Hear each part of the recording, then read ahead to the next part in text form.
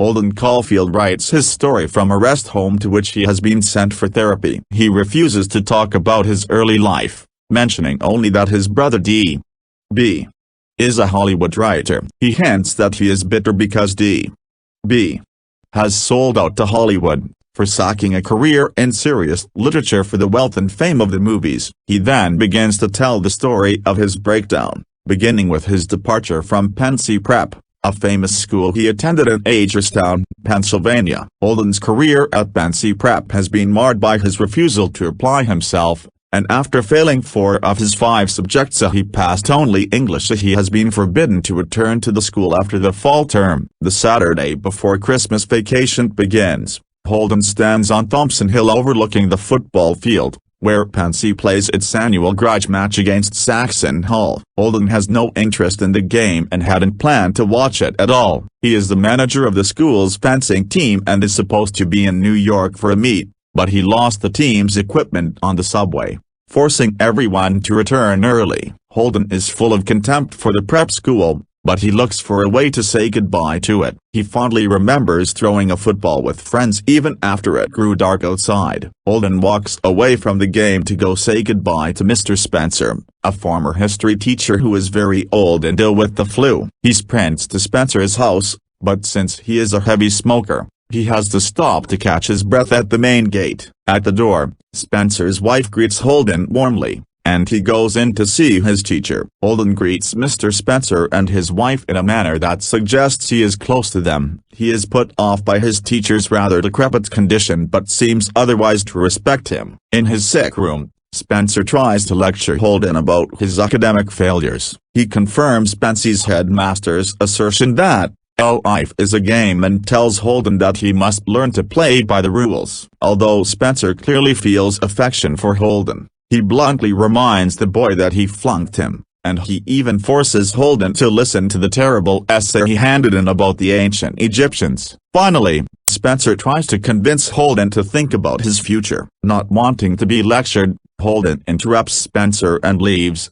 returning to his dorm room before dinner. Holden lives in Austenberger Hall, which is named after a wealthy Pensy graduate who made a fortune in the discount funeral home business. In his room, Holden sits and reads Isaac Dynason's Out of Africa while wearing his new hunting hat, a flamboyant red cap with a long peaked brim and air flaps. He is interrupted by Ackley, a Pimpoli student who lives next door. According to Holden, Ackley is a supremely irritating classmate who constantly barges into the room, exhibits disgusting personal habits and poor hygiene, and always acts as if he's doing others a favor by spending time with them. Ackley does not seem to have many friends. He prevents Holden from reading by pottering around the room and pestering him with annoying questions. Ackley further aggravates Holden by cutting his fingernails on the floor. Despite Holden's repeated requests that he stop, he refuses to take Holden's hint that he ought to leave. When Holden's handsome and popular roommate, Stradlater, enters, Ackley, who hates Stradlater, quickly returns to his own room. Stradlater mentions that he has a date waiting for him but wants to shave. Holden goes to the bathroom with Stradlater and talks to him while he shaves. Holden contrasts Stradlater's personal habits with Ackley's. Whereas Ackley is ugly and has poor dental hygiene, Stradlater is outwardly attractive but does not keep his razor or other toiletries clean. He decides that while Ackley is an obvious slob, Stradlater is a secret slob. The two joke around. Then Stradlater asks Holden to write an English composition for him because his date won't leave him with time to do it on his own. Holden asks about the date and learns that Stradlater is taking out the girl Holden knows, Jane Gallagher. Stradlater carelessly calls her Jean. Holden clearly has strong feelings for Jane and remembers her vividly. He tells Stradlater that when she played checkers, she used to keep all of her kings in the back row because she liked the way they looked there. Stradlater is uninterested. Holden is displeased that Stradlater, one of the few sexually experienced boys at Pensy, is taking Jane on a date. He wants to say hello to her while she waits for Stradlater, but decides he isn't in the mood. Before he leaves for his date, Stradlater borrows Holden's houndstooth jacket. After Stradlater leaves, Holden is tormented by thoughts of Jane and Stradlater. Ackley barges in again and sits in Holden's room, squeezing pimples until dinner time. After a dry and unappetizing steak dinner in the dining hall, Holden gets into a snowball fight with some of the other Pensy boys. He and his friend Mal Broussard decide to take a bus into Adristown to see a movie, though Holden hates movie asset, and Holden convinces Mal to let Ackley go with them. As it turns out, Ackley and Broussard have already seen this film, so the trio simply eats some burgers, plays a little pinball, and heads back to Pensy. After the excursion, Mal goes off to look for a bridge game, and Ackley sits on Holden's bed squeezing pimples and concocting stories about a girl he claims to have had sex with the summer before. Holden finally gets him to leave by beginning to work on the English assignment for Stradlater. Stradlater had said the composition was supposed to be a simple description of a room, a house, or something similarly straightforward. But Holden cannot think of anything to say about a house or a room, so he writes about a baseball glove that his brother Ali used to copy poems onto in green ink. Several years before, Ali died of leukemia, though he was 2 years younger than Holden. Holden says that Ali was the most intelligent member of his family. He also says that Ali was an incredibly nice, innocent child. Holden clearly still feels Ali's loss strongly. He gives a brief description of Ali, mentioning his bright red hair. He almost recounts that the night Ali died, he slept in the garage and broke all the windows with his bare hands. After he finishes the composition for Stradlater, he stares out the window and listens to Ackley snore in the next room. Home from his date, Stradlater barges into the room. He reads Holden's composition and becomes visibly annoyed, asserting that it has nothing to do with the assignment and that it's no wonder Holden is being expelled. Holden tears the composition up and throws it away angrily. Afterward, he smokes a cigarette in the room just to annoy Stradlater. The tension between the two increases when Holden asks Stradlater about his date with Jane. When Stradlater nonchalantly refuses to tell Holden any of the details, Holden attacks him, but Stradlater pins him to the floor and tries to get him to calm down. Holden relentlessly insults Stradlater, driving him crazy until he punches Holden and bloodies his nose. Stradlater then becomes worried that he has hurt Holden and will get into trouble. Holden insults him some more, and Stradlater finally leaves the room. Holden gets up and goes into Ackley's room, his face covered in blood. Holden talks for a while with Ackley and then tries to fall asleep in the bed belonging to Ackley's roommate, who was away for the weekend. But he cannot stop imagining Jane fooling around with Stradlater, and he has trouble falling asleep. He wakes Ackley and talks with him some more, asking whether he could run off and join a monastery without being Catholic. Ackley is annoyed by the conversation, and Holden is annoyed by Ackley's phoniness,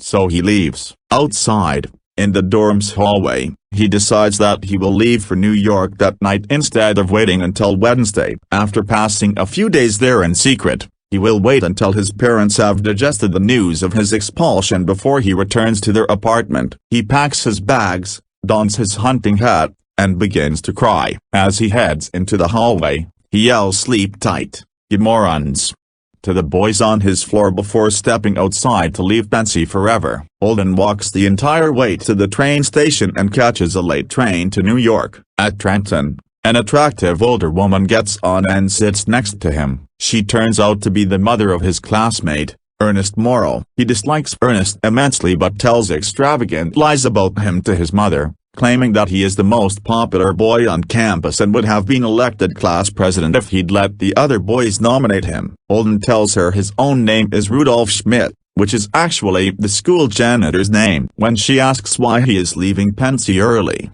Holden claims to be returning to New York for a brain tumor operation. At Penn Station, Holden wants to call someone but cannot think of anyone to call. His brother, D.B., is in Hollywood. His sister, Phoebe, is young and probably asleep. He doesn't feel like calling Jane Gallagher, and another girl, Sally Hayes, has a mother who hates him. So, Holden takes a cab to the Edmond Hotel. He tries to make conversation with the driver, asking him where the ducks in the Central Park Lagoon go in the winter, but the driver is uninterested. In his room at the Edmont, he looks out across the hotel courtyard into the lighted windows on the other side and discovers a variety of bizarre acts taking place. One man dresses in women's clothing, and in another room, a man and a woman take turns spitting mouthfuls of their drinks into each other's faces. Holden begins to feel aroused, so he calls Faith Cavendish, a promiscuous girl recommended to him by a boy he met at a party, and tries to make a date with her. She refuses,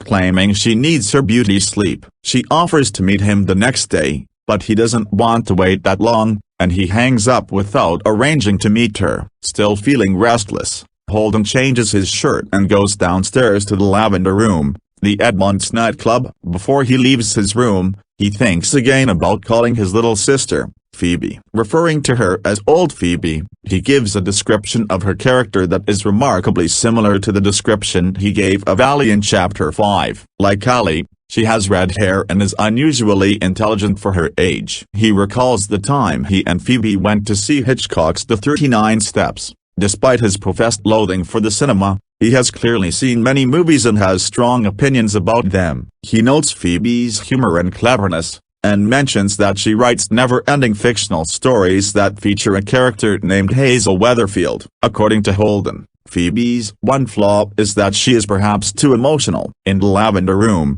Holden takes a table and tries to order a cocktail. He explains that due to his height and his gray hair, he is often able to order alcohol, but, in this case, the waiter refuses. He flirts and dances with 3 women who are visiting from Seattle. They seem amused but uninterested in this obviously young man who tries to appear older and debonair. After tolerating him for a while, they begin to laugh at him. They also depress him by being obsessed with movie stars. When Holden lies to one of them about having just seen Gary Cooper, she tells the other 2 that she caught a glimpse of Gary Cooper as well. Holden pays for their drinks, then leaves the Lavender Room. As he walks out to the lobby, Holden reminisces about Jane. Their family's summer homes in Maine were next door to one another, and he met her after his mother confronted her mother about a Doberman pinscher that frequently relieved itself on the Caulfield's lawn. Holden and Jane became close. Jane was the only person to whom Holden ever showed Allie's baseball glove. One day,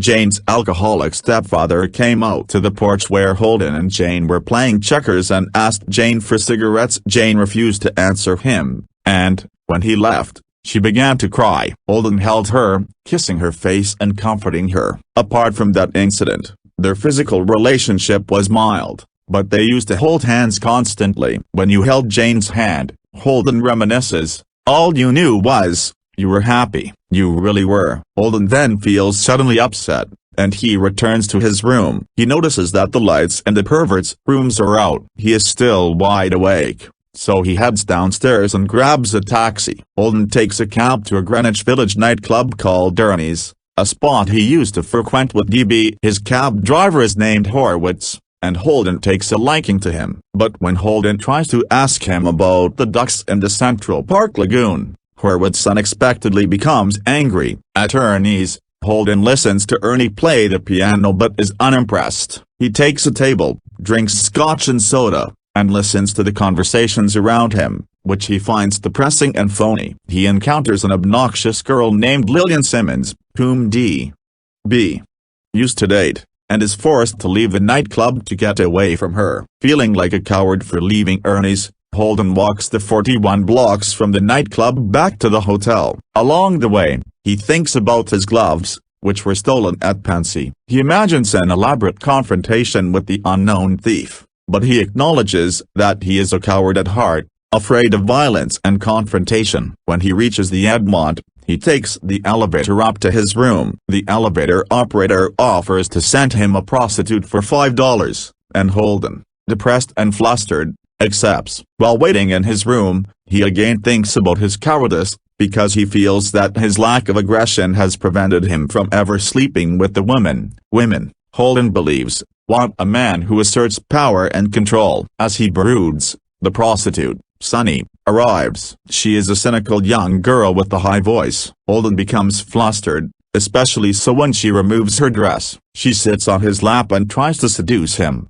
but he is extremely nervous and tells her he is unable to have sex because he is recovering from an operation on his clavicle. He finally pays her the $5 he owes and asks her to leave. She claims that the price is $10, but he refuses to pay her more, and she leaves in a huff. Holden sits in his hotel room and smokes for a while. He remembers an incident shortly before Ali's death when he excluded Ali from OBB gun gamia. He still feels guilty for having left Ali out. Eventually, he goes to bed. He feels like praying, but his distaste for organized religion prevents him from following through on his inclination. Suddenly, there is a knock at his door. In his pajamas, Holden opens the door to face the burly elevator operator, Morris, who has returned with Sonny to collect the extra $5 Sonny demanded. Holden tries to refuse, but Morris pins him against the wall while Sonny takes the money from his wallet. Morris snaps his finger into Holden's groin, and Holden starts to insult him in response. Morris slugs Holden in the stomach and leaves him crumpled on the floor. Holden imagines himself as a movie character, taking his revenge on Maurice after having been plugged in the gut with a gangster's bullet. Finally,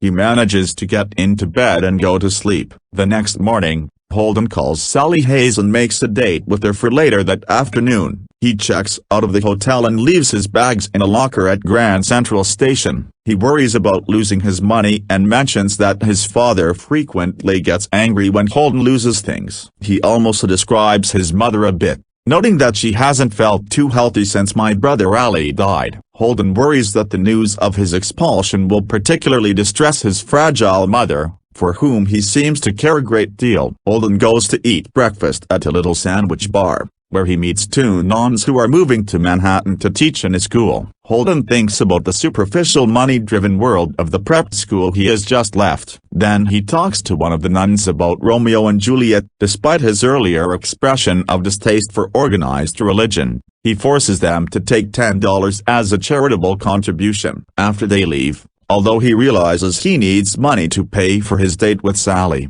he begins to regret having given only $10. He concludes that money always makes people depressed. After breakfast, Holden goes for a walk. He thinks about the selflessness of the nuns and can't imagine anyone he knows being so generous and giving. He heads down Broadway to buy a record called Little Shirley Beans for Phoebe. He likes the record because, although it is for children, it is sung by a black blues singer who makes it sound raunchy, not cute. He thinks about Phoebe, whom he considers to be a wonderful girl because, although she's only 10, she always understands what Holden means when he talks to her. He sees an oblivious little boy walking in the street, singing, "If a body catch a body coming through the rye." The innocence of the scene cheers him up, and he decides to call Jane, although he hangs up when her mother answers the phone. In preparation for his date with Sally, he buys theater tickets to a show called I Know My Love, which stars the Lunts. Holden wants to see Phoebe, and he goes to look for her in the park because he remembers that she often roller skates there on Sundays. He meets a girl who knows Phoebe. At first, she tells him that his sister is on a school trip to the Museum of Natural History, but then she remembers that the trip was the previous day. Nevertheless, Holden walks to the museum, remembering his own class trips. He focuses on the way life is frozen in the museum's exhibits. Models of Eskimos and Indians stand as though petrified and birds hang from the ceiling, seemingly in mid-flight. He remarks that every time he went to the museum, he felt that he had changed, while the museum had stayed exactly the same. At 2 o'clock, Holden goes to meet Sally at the Biltmore Hotel. She is late but looks very attractive, so he immediately forgives her tardiness. They make out in the taxi on the way to the theater. At the play, the actors annoy Holden because, like Ernie the piano player, they are almost too good at what they do and seem full of themselves. During intermission,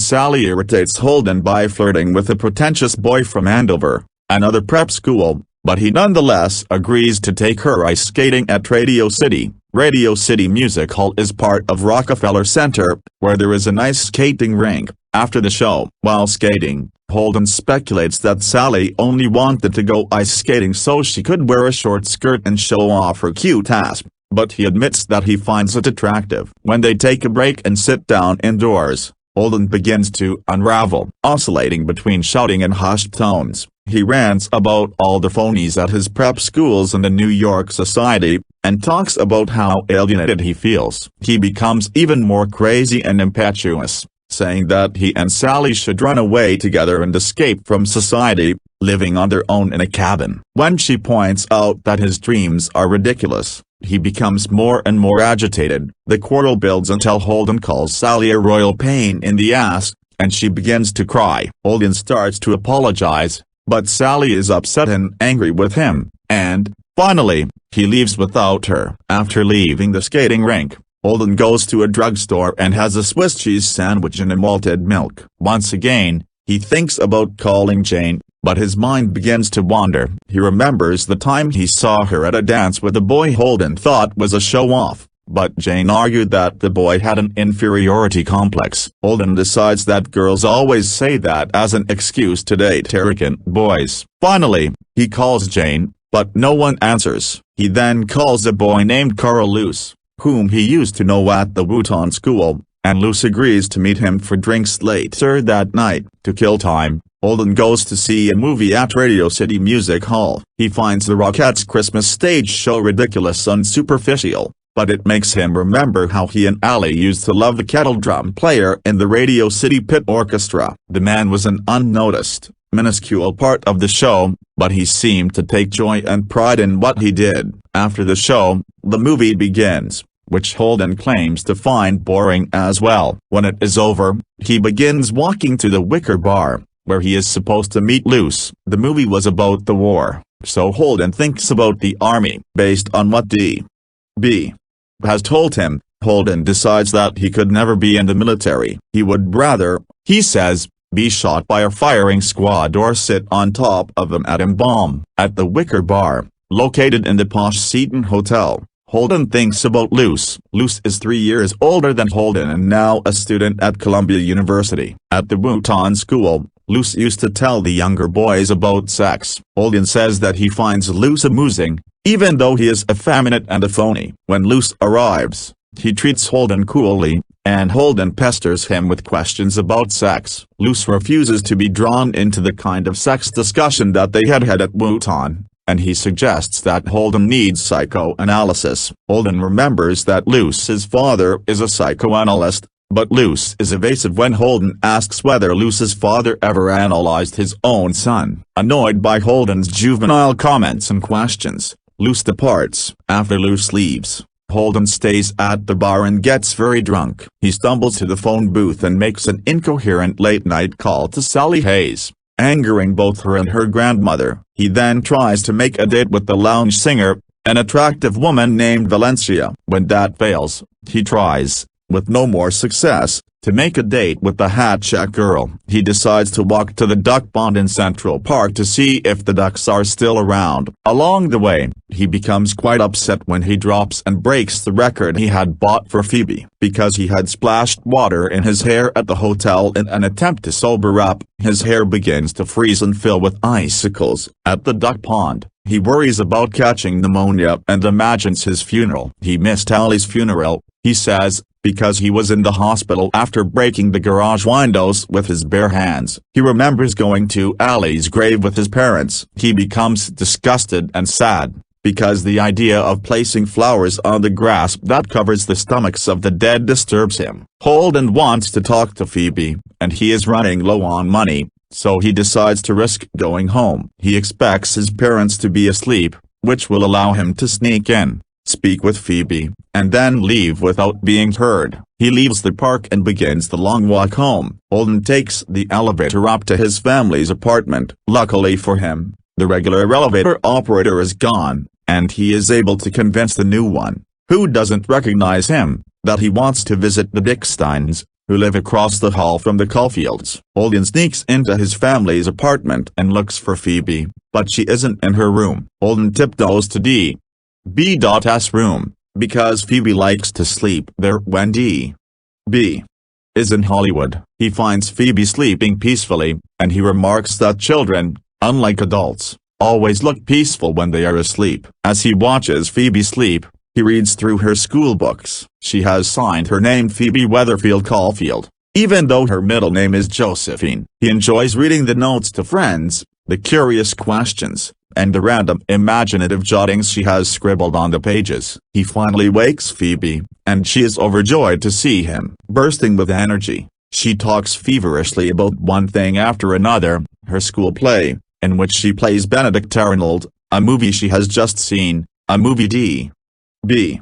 is working on, a boy at school who bullies her, and the fact that their parents are at a party and won't come home until later. But after her enthusiastic flurry of conversation, she realizes that Holden is home 2 days early and must have been kicked out of school. Over and over, she repeats that their father will kill him. Holden tries to justify his behavior, but she refuses to listen and covers her head with the pillow. Holden leaves the room to get some cigarettes. Holden returns to Phoebe's room and eventually gets her to listen. He tries to explain why he fails his classes and tells her all the things he hates about school. She responds by accusing him of hating everything. He tries to refute her claim, and she challenges him to name one thing he likes. He becomes preoccupied, thinking about the nuns he met at breakfast. He also thinks about James Castle, a boy he knew at Elkton Hills School who jumped out of a window to his death while being tormented by other boys. He finally tells her that he likes Sally,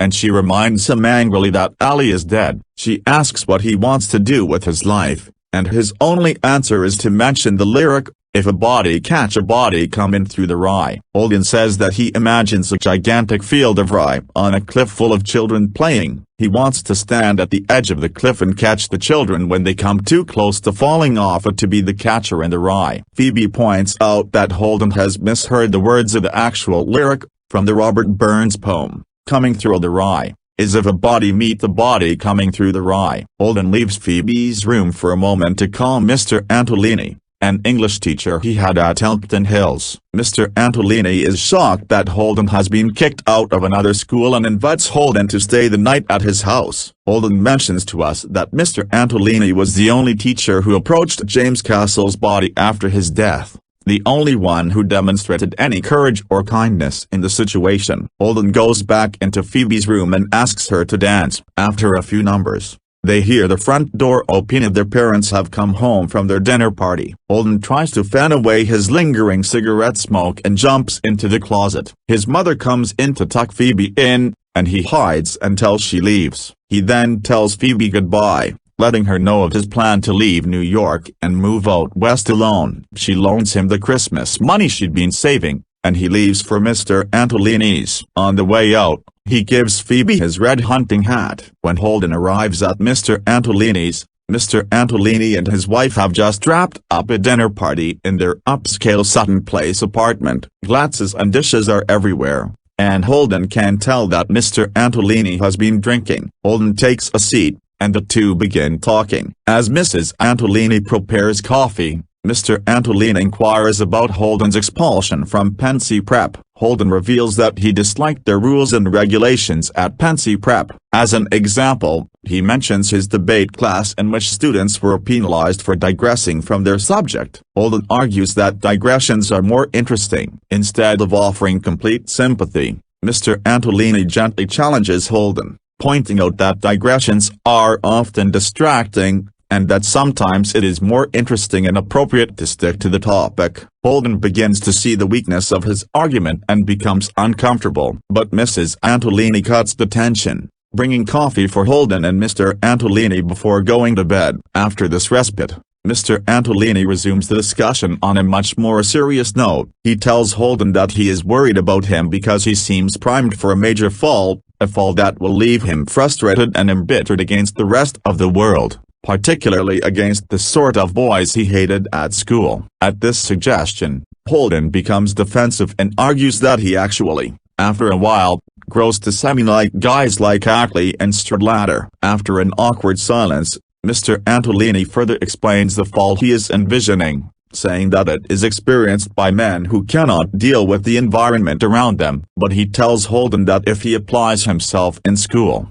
he will learn that many men and women have been similarly disturbed and troubled by the human condition, and he will also learn a great deal about his own mind. Holden seems interested in what Mr. Antolini has to say, but he is exhausted. Finally, he is unable to suppress a yawn. Mr. Antolini chuckles, makes up the couch, and, After some small talk about girls, lets Holden go to sleep. Suddenly, Holden wakes up. He feels Mr. Antolini's hand stroking his head. Mr. Antolini claims it was nothing, but Holden believes Mr. Antolini is making a sexual advance and hurries out of the apartment. After leaving Mr. Antolini's, Holden goes to Grand Central Station and spends the night sleeping on a bench in the waiting room. The next day, he walks up and down Fifth Avenue, watching the children and feeling more and more nervous and overwhelmed. Every time he crosses a street, he feels like he will disappear, so each time he reaches a curb, he calls to Ali,